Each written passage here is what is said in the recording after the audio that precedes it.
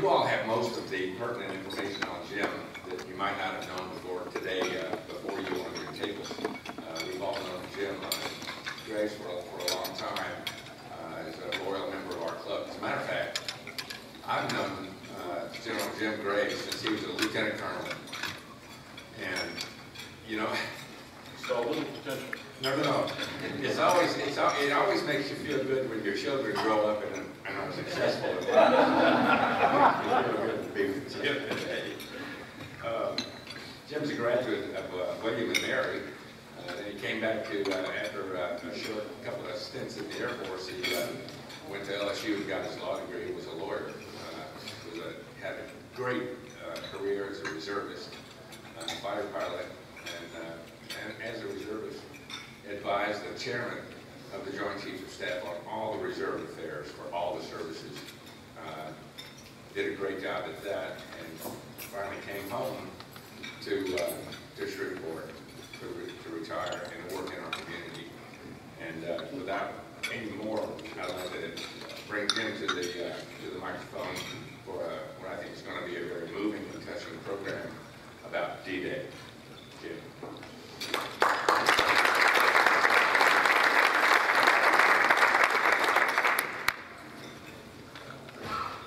Well, thank you, Faith, for that kind introduction, and thank you, Ariane and Warren, for leading us in that patriotic observance of our national anthem and our Pledge of Allegiance.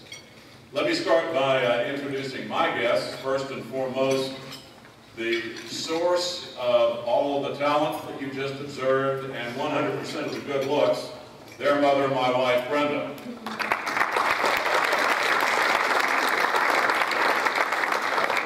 My daughter Ariane, a proud 6th grader at Caddo Middle Magnet, the #1 middle school in the state of Louisiana. Do we brag about that enough, Dr. Corey? My son Warren Graves, a 5th grader at St. Mark's Cathedral School here in Shreveport. Warren. Friends since they both moved here in their kindergarten year together, also from St. Mark's Cathedral School, Steve Week.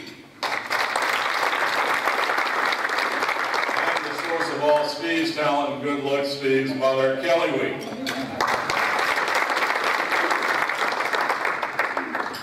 You know, we are fortunate in countless ways as Americans, but one of the ways that I consider us most fortunate is that unlike most other countries that have only one national day to honor the members of their uniformed armed forces, we in the United States have two. Where I spent part of my childhood following my Air Force father around in England, I remember as a child Remembrance Sunday. Something that if you've kept up with the news, you know that our British friends observed this last Sunday, November 9th.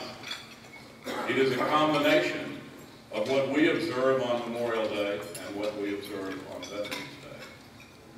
With all due respects to our mother country and their way of doing things, I think we're wise in our country that we divided those two occasions into Memorial Day, originally called in its Confederate iteration Decoration Day, placing flowers on the graves of the fallen in Virginia, and then adopted nationally as Memorial Day. And on that day, we set aside a time to solemnly and soberly remember those that gave their all to defend our country.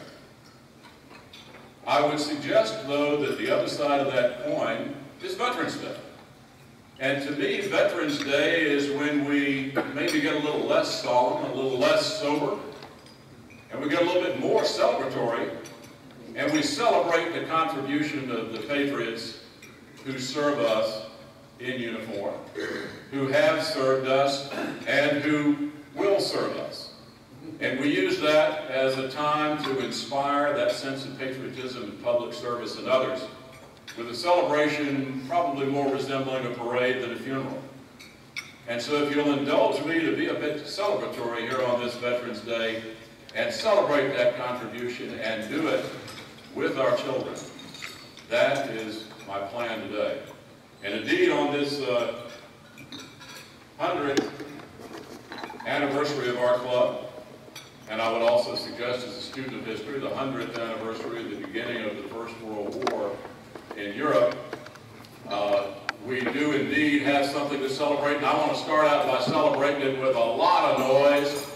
Ladies and gentlemen, would you please, if you are a member of any of these organizations, starting first and foremost with the senior member of the Armed Forces of the United States, as my friend Jim Hill has always reminded me, veterans of the United States Army, the Army Reserve, and the Army National Guard, please rise and be recognized.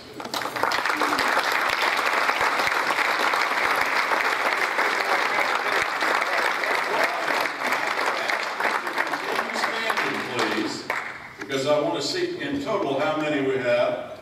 Veterans of the United States Navy, please rise and be recognized.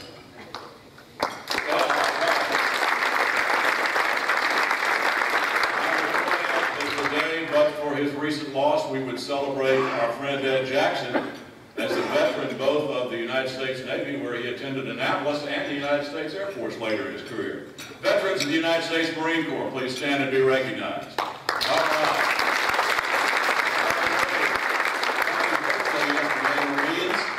It was, in fact, a Louisiana boy, John Lejeune of Le Coeur, Louisiana, down in Point Coupé Parish, who in typical Louisiana fashion decided the Marines needed another party, who issued General Order number 47 that said they're going to celebrate their birthday on November 10th every year. Happy birthday, Marine Corps. And now, my favorite, members of the United States Air Force, please stand and be recognized.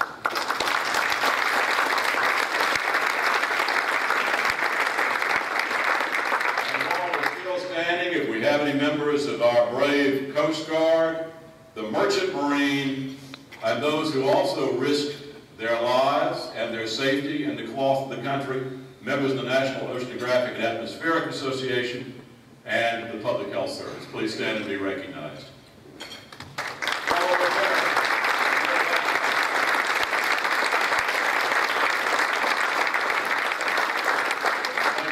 Please take your seat.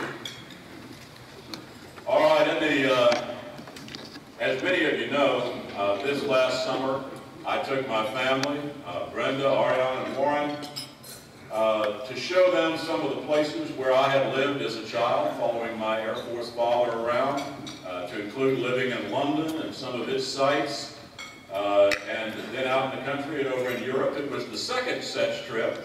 I took them over there originally in the summer of 2012 and showed them several places, particularly out in the country. We had tea with the Queen there in the background at Buckingham Palace. Visited some rustic places. You know, it's amazing. We used to say when I was stationed in England in the 70s, when I myself was serving in the Air Force, that England gets a little less quaint and a little more primitive every winter day you spend there. Some of those winter days are in May, as this one was. The centerpiece of that trip was a trip with the Stephen Ambrose Tours Company, with some 40 of our best friends, who indeed became best friends by the end of the trip, to visit over 9 days some of the great places of history, from London to Bletchley Park in Bedfordshire, more on that later, to Southwick House, Eisenhower's headquarters during the invasion, to Southampton, across the channel to Cherbourg, to Normandy, of course, and then on to Paris. You'll see that there are some other children who were there. These two children, about the same age as Ariana and Warren, were there in memory of their late great-grandfather, who parachuted into Normandy in the early morning hours of June 6, 1944, with the 82nd Airborne. I was going, if you remember my presentation last June, with where I recognized the men that I consider to be my Magnificent Seven, who had such a great impact on me, all of whom were veterans of the Second World War. I was going particularly in memory of the gentleman in the lower right in this picture, my Uncle Cecil P., went by the nickname Brick Lessig, who was one of Barksdale's own, recognized in the paper as there at Barksdale. They called it the Barksdale Bark. Let's not move back to that. I think the Observer is great. Let's keep it there. Or the Warrior. But he was recognized for being the first Army Air Force officer to fly over Nazi-occupied Europe. And he led one of the early B-17 raids, the raid on Amiens. He was written up in Life magazine as the director of operations for 8th Air Force, here pondering a tough decision about targeting in the October 1942 issue of Life magazine, here conferring with his boss, General Ira Eaker.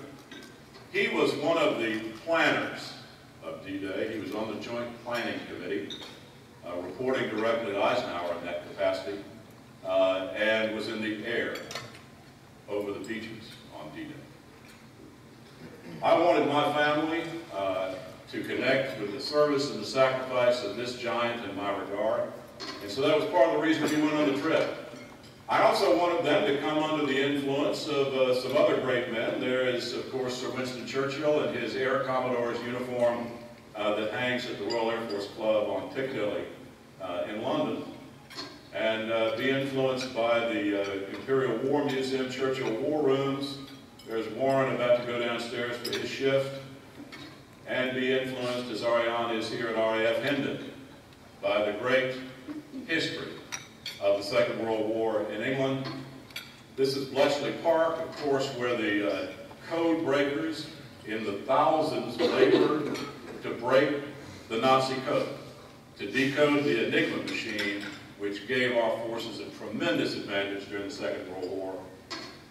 Here they are in Eisenhower's command headquarters at Southwick House, looking over the map there in the background that is exactly the way it appeared on the morning of June 6, 1944. And then on to Utah Beach to see recreations of some of the equipment that was used to ponder the efforts of the giants who accomplished that magnificent feat. Tens of thousands of troops delivered across the English Channel in one day, the largest invasion in human history. And of course, to contemplate the sacrifice.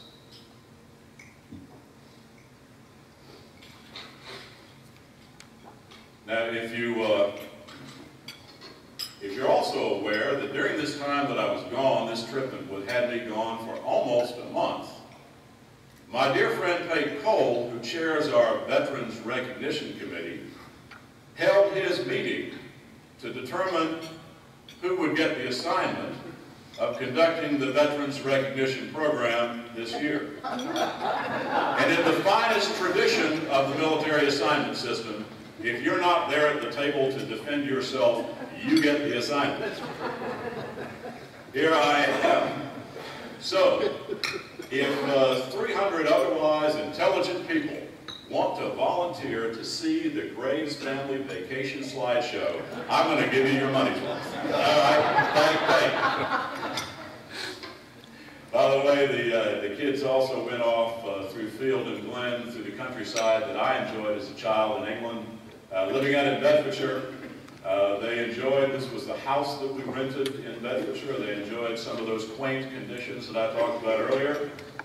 We worshiped in the village church that I worshiped in as a child, a place where God-fearing people have gathered for worship since the 900s. Over 1,000 years, people have worshiped in that church and still do. And we visited the home that I lived in as a child. Yes, that rickety wall there was built in 1450. Here in the United States, we think something's really old if it's 50 years old. This was 42 years before Columbus discovered America. That building was built, and my family and I lived there in the 1950s for 3 years. And you can probably get an idea from all this antiquity of just the assumptions that are involved in this question.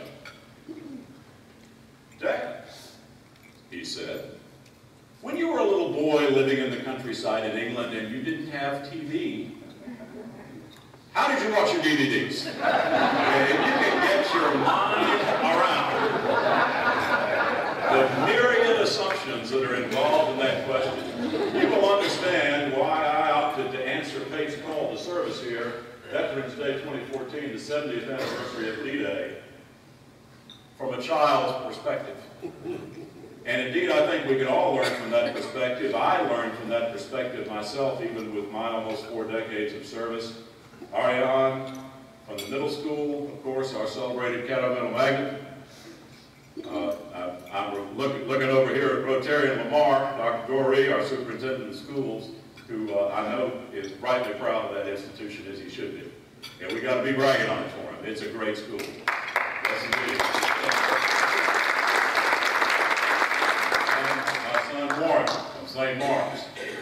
So what does the world look like from the point of view of someone who has never ridden in a car without a radio?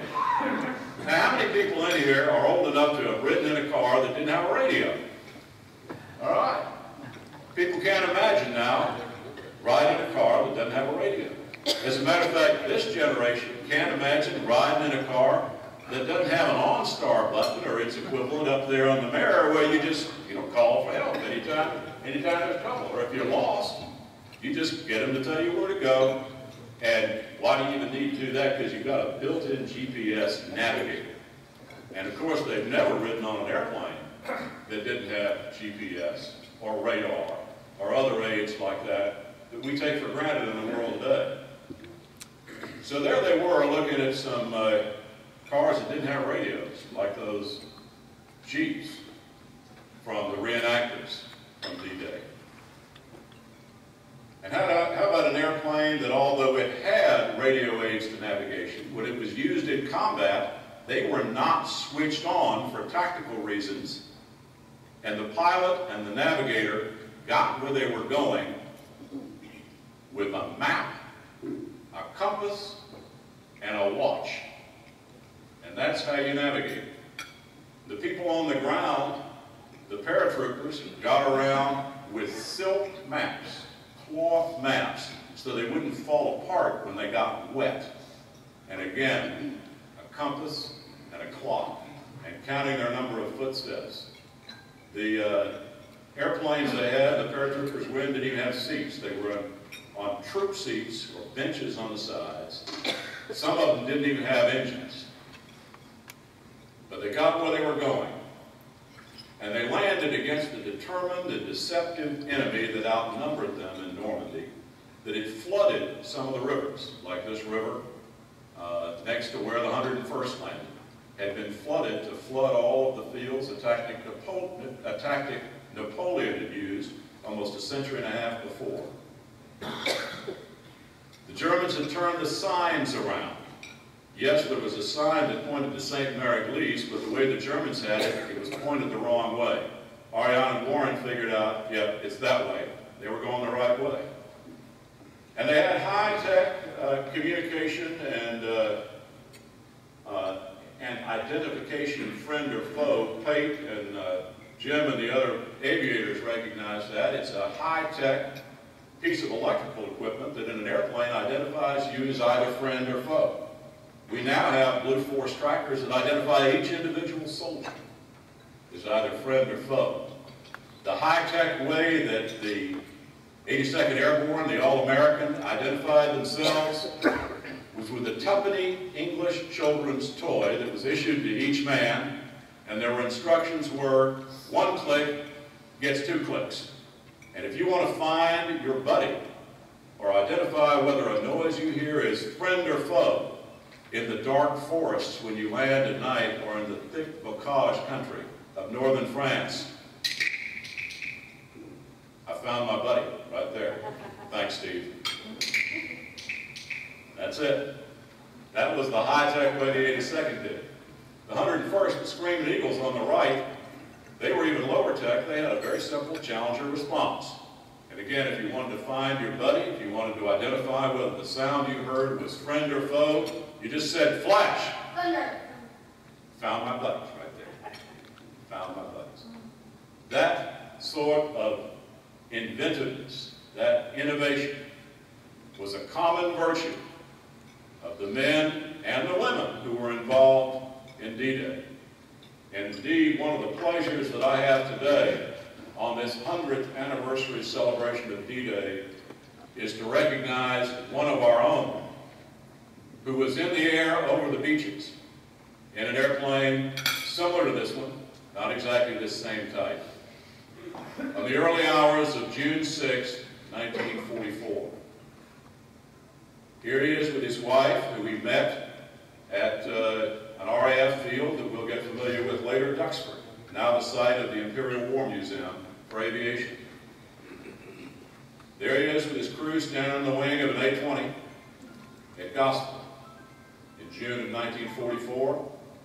And Jim, the kids, the people at the museum wouldn't let him get in the wing of that B-26 to line up that same shot, but they wanted to line up this shot close to it. You see my kids and I and Jim all go to church together, have a cup of coffee on Sundays in the park. We've known each other for a while.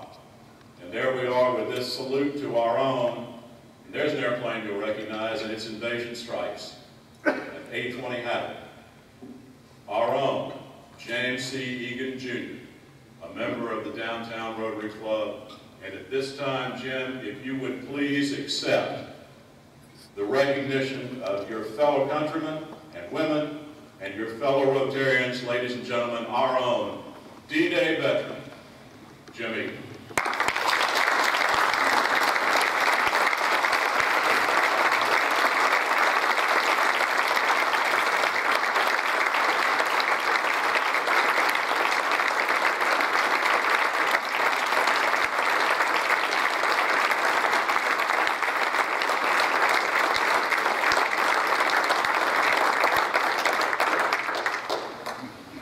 Thank you so much. Borrowing a few words from Sir Winston, that was so much, owed by so many to so few. Jim's job that day was to bomb the rail yard and the train station at a little town called Carentan. He did a real good job. The Germans were unable to use that rail yard and that train station to reposition their reinforcements and to bring in supplies. They powdered it. We visited Carentan. There's the sign on the train station. You probably couldn't read it from your altitude, Jim. But I will say that right behind Warren there, that is the men's room at the train station at Carentan, and it is pretty much the same way you left it in 1944. They haven't even replaced the toilet paper. But, you know, the people of Carentan got over it, Jim. Here they are on June 7th, 2014, having a street party. And if anybody doesn't think that Americans are welcome, they recognize our role, take a look at those flags up there. You'll see that every fourth flag is a U.S. flag. They had a singing group called the Three Bells that were a pretty darn good knockoff of the Andrews Sisters, singing out there in the village square in Carentan. And they had reenactors, and by the way, these are not Americans. These are primarily French, Belgians, Dutch, and they go spare no expense to be as authentic as they can in their reenactment of D-Day. And of course, we went on to Paris, and just as the American troops were welcomed in August of 1944 in Paris, even in Paris, the City of Lights rolled out the red carpet for all the people there celebrating the 70th anniversary commemoration of D-Day. And I will tell you that D-Day still resonates 70 years later. Before we left on this trip, I got an instruction from the staff at Caddo Middle Magnet that I had only a few days to get Ariane's final report card in, or if I didn't meet that deadline, she would be disenrolled. Now that deadline turned out to be the day before we were scheduled to come back from our trip. And I called the counselor there on Ariane's behalf, and if you can imagine, I wanted to be very pleasant and polite and respectful in making this request. So I explained the educational value of the trip to take the child to visit these sites in France and D-Day, and being there for the President of France and the President of the United States to make their remarks. And I was doing my best sales pitch that I could think of, and I got to the end of asking for that one day of forbearance for my little songbird to get her report card in, and the line went dead on the other end. And I was thinking to myself, you know, my Rotarian brother, Dr. Lamar Goree's only been in the saddle here for just a little while, and already he's got those people enforcing the rules so high and tight that my little girl's going to get kicked out of CMM before she ever shows up. Well, after a long pause, I heard a tear-choked voice tell me, my father landed on Omaha Beach on D-Day. And we shared a wonderful moment on the telephone as she told me what she knew about her late father. And I asked if she knew the unit he was in, because I knew that they had memorials to the various units, and I'm sure she'd like to get a photograph of the memorial to her father's unit. She couldn't remember what unit it was. All she could remember was the military acronym JASCO. And she couldn't tell me how that was spelled, with a C or with a K.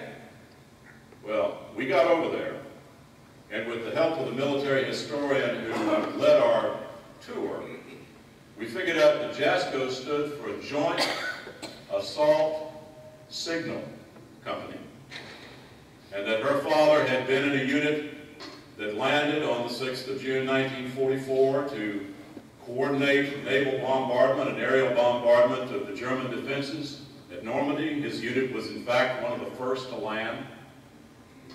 And Ariane found a memorial there to the 286 Signal Company. There she's pointing that out, and there it is, the 286 Signal Company. But Dr. Goree, just in case you're worried that they did relax those rules, I got St. Mark's to send it early, and we got it to her on the way out of town. Okay? But D-Day still resonates so large in our society to this day. Well, I got some targets here for D-Day. My first target is this: the belief that we seem to have today that instant facts are better than enduring truths. Second target is that ideas are just words. They don't matter. And the third target is that Veterans Day is about the past. Well, to help me attack this first target, I got a little snippet of film from Band of Brothers.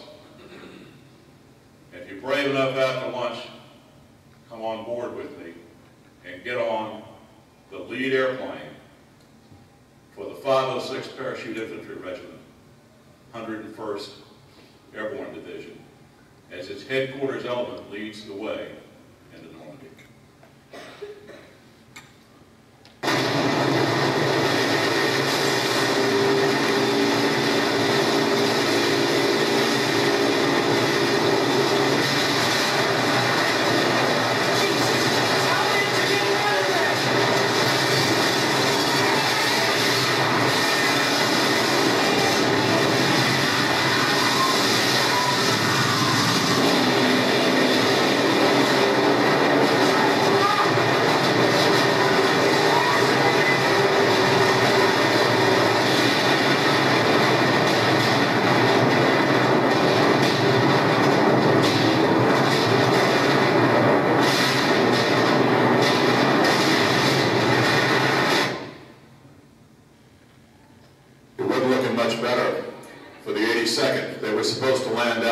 St. Mary Glees.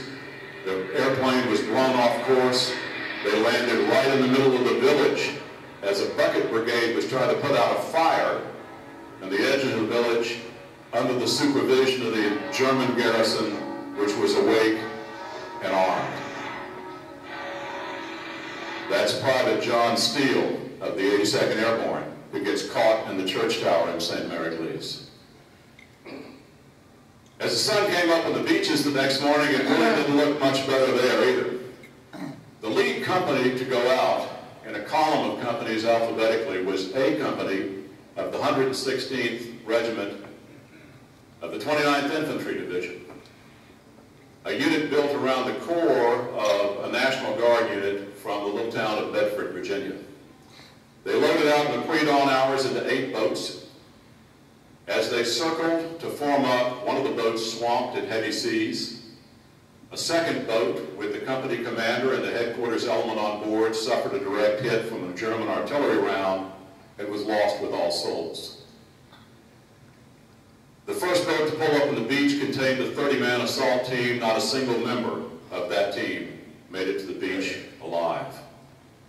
Less than 3 minutes after the first bow doors went down, A Company of the 116th suffered 96% casualties. A non-commissioned officer pulled them up under the Beerville Cliffs and radioed back that they were survivors party, combat ineffective. You know, if the Twitter sphere had lit up, if we had instant facts, instant communication, if the men were wearing their GoPro helmets with cameras on them, and it was all being fed back to the Situation Room, I rather surmise they would have pulled the plug on it. But of course, Roosevelt knew nothing about it. Eisenhower had no effective communication with the Beaches, and so we followed the enduring truth of persist, press on. And by the end of the day, it was a success. And as a result of that success, today we have in Bedford, Virginia, not too far from where I went to college, this massive memorial, the National D-Day Memorial. There, recognizing the courage of the men who scaled Pont du Hac, a place that we visited, an impossible assault up a vertical cliff. We have recreations of the landing, the fallen.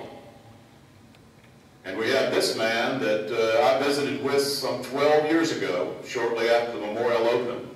That is then Lieutenant, now retired Lieutenant Colonel E. Ray Nance.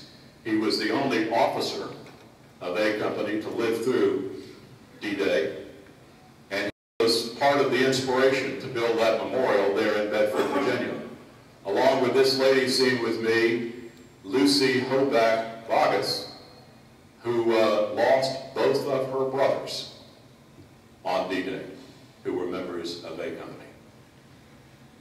Bedford, Virginia could be Main Street, any town, USA, and it helps us establish a connection with the wellspring of volunteerism that flows from the hearts of American citizens, even today that we celebrate on Veterans Day. We also have this memorial outside St. Mary Glees, and we have this effigy to Private Steele, who hangs there from the church tower to this day. And there you can have a selfie taken with Private Steele there in the background. And you can also meet, as Ariane is, some of the brave men who were part of that effort. Here, one of the transport pilots that she and Warren got to know there at St. Mary Glees. And also from the wreckage of that Lead C-47, which, by the way, burned for 3 days. The ammunition on board was still cooking off from the fire, and rescuers couldn't approach the wreckage. The citizens of that community and the veterans of the 101st have built a memorial outside a church where that airplane went down that lists the name of the fallen. And through that, this is the Army historian, he teaches at the Army War College, introduced us to an absolutely amazing young man, 22-year-old Lieutenant Thomas Meehan III, who was the company commander of Easy Company when they were scheduled to parachute in. And he wrote a letter that I'm going to ask one of my assistants to read for me. Warren, would you read the Meehan letter, please? England 26, May 1944. Dearest, we're fortunate in being Americans. At least we don't step on the underdog. I wonder if that's because there are no Americans. Americans are the offspring of those who hated oppression and loved freedom beyond life. For each of us who wants to live in happiness and give happiness, there's another different sort of person wanting to take it away. Those people always manage to have their say. We know how to win wars. We must now learn how to win peace. If I ever have a son, I don't want him to go through this again. I want him powerful enough that no one will be foolish enough to touch him. He in America should be strong as hell and as kind as Christ. That's the only insurance until human nature becomes a thing that can be adjusted and made workable. Thomas Bingham III. Ladies and gentlemen, what you've just heard is a statement of national policy and national purpose, written by an ordinary 22-year-old, part of millions of men in uniform, read by a 10-year-old, that, by the way, is comprehensible even to this befuddled old 65-year-old as to what we were doing and what we should be doing. And I have to ask, where did that come from? Where did that miracle come from? And there's an answer. And it's the attack on that second bullet. Ideas are more than just words, and they do matter.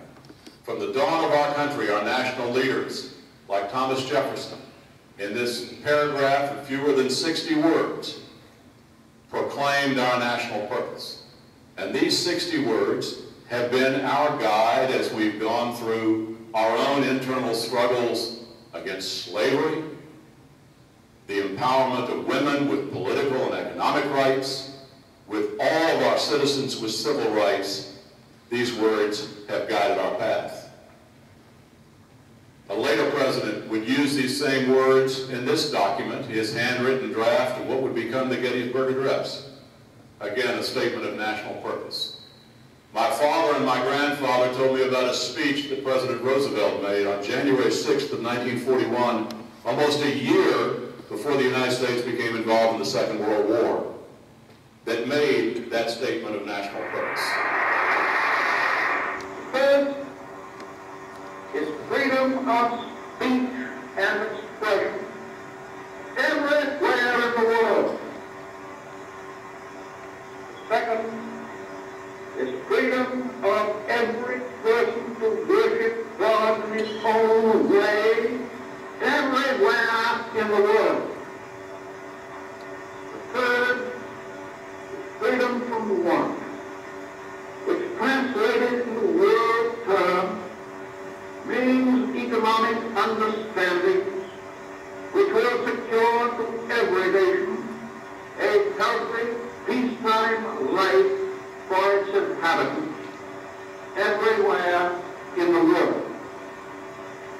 The fourth is freedom from fear, which translated into world terms means a worldwide reduction of armament to such a point and in such a thorough fashion that no nation will be in a position to commit an act of physical aggression against any neighbor anywhere in the world. Those thoughts were carried forward by the great American artist Norman Rockwell, an adventurer of the imagination, who said it's okay to be patriotic and who defined Americans by our relationships, one with the other. There he is, making his self-portrait in his 4 Freedom series. Freedom of speech, freedom of religion, freedom of want. I know everybody's looking forward to Thanksgiving. There it is. And although Brenda says that I probably am so inspired by this because I'm old enough to have sat around the radio and listened to the fireside chats, there is no evidence for that thought, by the way. The most important one, I think, freedom from fear. And by the way, the newspaper that father is holding, the fear that is expressed is bombings kill, horror hits. It is the fear of war. In my lifetime, another president gave a statement of our national purpose. He is remembered by our friends, the British, with this acre of English ground given in memory of John F. Kennedy and this great quote from Kennedy's inaugural address. Let every nation know, whether it wishes us well or ill, that we shall pay any price, bear any burden, meet any hardship, support any friend, oppose any foe, to assure the survival and the success of liberty. Yes, indeed. And an inspiration to so many Americans with his call to public service: ask not what your country can do for you, ask what you can do for your country, that inspired me to go into a career of service. And so many presidents of every political persuasion throughout our history have called on the power of ideas. And indeed, those ideas are what we celebrated in this trip, why we went to that magnificent commemoration and joined together as a family to celebrate little children conquering Hitler's Atlantic Wall. There they are. And remembering Carrington and Pegasus Bridge and some of the other great places. The final target is that D-Day is about the past. And ladies and gentlemen, I will tell you, from knowing veterans and being a veteran myself, knowing veterans all my life, no soldier ever charged a defended position, no sailor ever sailed through a boiling sea, or Marine hit a beach, or airman flew through a flaming sky for his country's past. They did it for their country's future. And D-Day has got to be about the future. D-Day has got to be an expression, with all due respects to our greatest generation, that America's greater generation is growing up before our eyes, and America's greatest generation will be yet unborn, and always in our future. And as much as we celebrate the efforts of veterans today, let us not forget that it is educators who are preparing that next generation, because, ladies and gentlemen, America stands for something. America stands for noble ideas. Ideas no less noble than the repudiation of hate between different people and a reaffirmation of hope for all humankind. And we as veterans and we as Rotarians stand for that principle.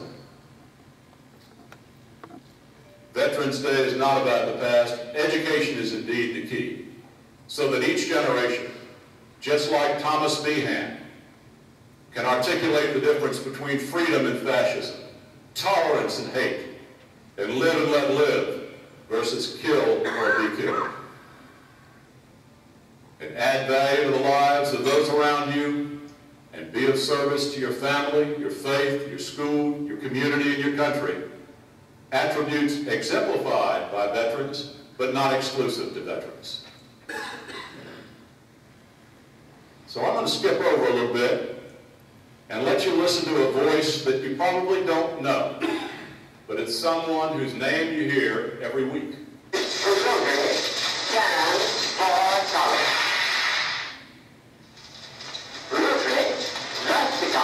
The common denominator, the sanctuary to which all are welcome.